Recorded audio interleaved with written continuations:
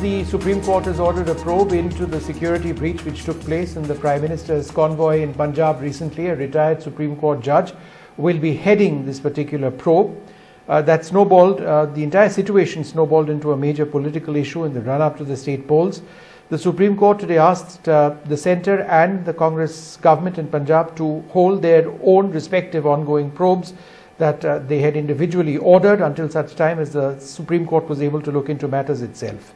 The bench of the Chief Justice of India, N.V. Ramana, and Justices Surya Kant and Hima Kohli added that detailed orders regarding the new panel will be issued very soon. In its earlier hearing on Friday, the court had directed that the travel records of the Prime Minister be preserved.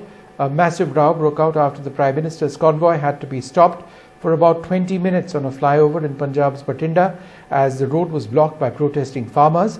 Visuals of SPG personnel surrounding the Prime Minister's car went viral, sparking a war of words between the BJP and the Congress.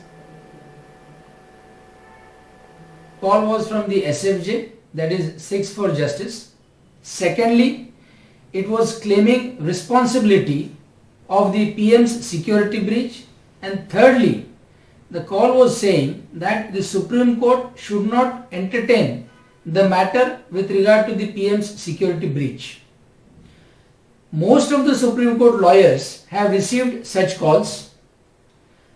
The Supreme Court has taken cognizance of the said calls and constituted a committee. Today, many Supreme Court lawyers, advocate on record, senior lawyers, including me, have received threat calls from a number of United Kingdom.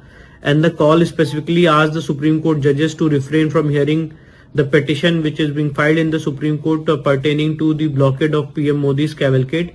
The call also reminded the Supreme Court judges that no action has been taken in 1984 Sikh riots and no one has been found guilty. The call further said that they take responsibility of blocking the PM Modi's cavalcade in Firozpur, and therefore this matter requires consideration. It's a very serious issue, and I think the highest authority must take it up.